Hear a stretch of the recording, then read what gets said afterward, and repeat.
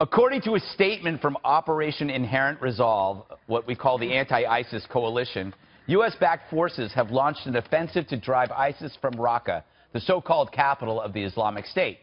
Recently, Rob O'Neill, the guy who killed bin Laden, told me the only way to destroy ISIS was to take back Raqqa and Mosul, to prove the Islamic State was no state at all. Because once you do that, you prove everything that ISIS has said to its groupies is a big, fat lie. Exposing that they are deadbeats makes it hard for them to recruit new bodies. No one wants to join a loser. ISIS was able to recruit because they portrayed themselves as teeming hordes raging across the desert, forcing those in their path to bend to their brutal demands. And they said God approved. For some reason, we took forever to counter this message. We thought they were JV, so we let it slide. As sexual losers the world over bought into this ISIS fantasy. Now, we must kill them all.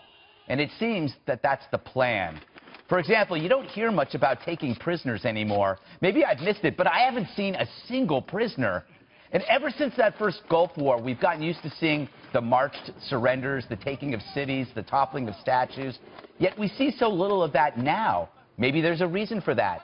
Maybe it's because what we're doing now is so unbending and so relentless, the way it should have been all along. Dana, I don't know if my reasoning is correct. I know there's no press, so I'm wondering if it's the chicken or the egg. Is there no press, so there will be no mercy? Or there's just no press there, and that's why we don't see it? There are some very brave journalists, but also I think that it's so dangerous, and they cannot guarantee their safety, and so they've had to move back. Some of the most moving pictures that have actually spurred us to action has been because reporters that have been there on the ground have been able to capture them. It is true that inaction has consequences, and so President Trump is having to deal with that. Pray for the innocents on the ground. They've been trying. Our coalition has done a good job of trying to protect them, but you know that ISIS has figured out a way to do that. I imagine that President Erdogan will remain quiet. I would believe that President Trump and Erdogan talked about that, and that Erdogan, even though it pains him because he doesn't like the Kurds, that he will do that. I do think it's critically important that we deny safe haven in this area, but remember what we were talking about in the A block. ISIS is already figuring out a way to evolve. And so their online recruitment is actually stepped up. And what their instructions now are, don't come to the caliphate, just go somewhere else. Do whatever you can in your area, and here are some, XYZ how to do it. It seems, though, that, Jesse, they're predicting a long battle because they've had so much time to prepare, and they're entrenched. Right. But if we take Raqqa, there's very little else for them left, I think. I think they retreat somewhere more towards the west, but it's going to be kind of close combat, door to door. There's probably going to be wired explosives. We've given the Kurds a lot of military hardware, a lot of heavy weaponry, even some vehicles, and we're actually flying in reinforcements behind enemy lines. We have special operators embedded with these Kurdish forces. So I think we're doing all the right things. And, if these two capitals fall, Mosul and this place right here, I think that sends a real just strong signal to the rest of the world that I think will dampen down recruitment. But also, I think President Trump will be judged on action, concrete action. Well, whether the wall is built, whether ISIS loses these strongholds, whether taxes are cut. Actually, President Obama was more judged on aspirations and words. But I think if you knock down these two pillars, Raqqa and Mosul, I think that's going to be a very, very strong statement. The other thing President Trump is doing is letting the military do their job. They're not trying to run this out of the National Security Council. Or limit rules of engagement. This has been a really compelling strategic battle that is being waged here.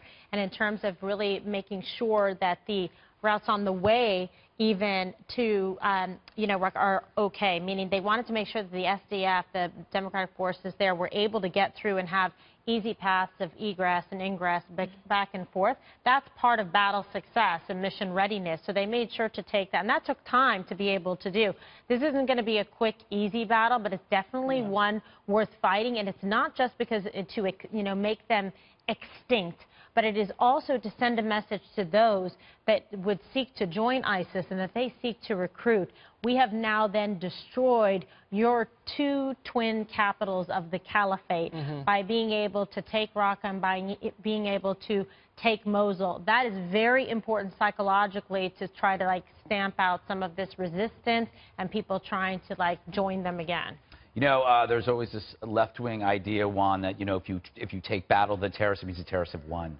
It's like, no. I mean, look, in fact, I would point out to you, this started last November, that it is now escalated to the point that we are entering, but we're doing so with some care because, as you may have read, you know, the ISIS people dress up the civilians in battle fatigues, intending to confuse us. They put blankets over big buildings and streets so that our bombers can't see. You have to do it in such a way that you're not hurting civilians and then inspiring further generations of hatred or anger. I don't think anybody's thought about that. No, of course, everybody. Really, I mean, that's the By reality. the way, because that's why we, in fact, did just that and told them and told the civilians and gave ample warning in advance that we're coming and that you should leave the area to, in fact, make sure that we minimize civilian casualties. You want your city back? We've got people, Democratic forces, to go in place, to take the town over, to bring you back and restore order after they're gone. Come back and this town will be yours But the question is whether or not those civilians can get out without ISIS, in fact, killing them. I mean, this is part well, of they were there with them. And they're holding them hostage. Right, That's what I'm trying to say. Make sure that you leave so that they don't use you as human shields, they don't hold you hostage, they don't kill you on the way. It decreases their battle But I'm saying it's hard for them to leave if they're being held hostage. Anyway, I applaud it. I'm all for it. By the way, I think they go to Mosul. I mean, they have already started to shift some. And the key point here is that it is a cancer. It has metastasized. It's online. It's very difficult.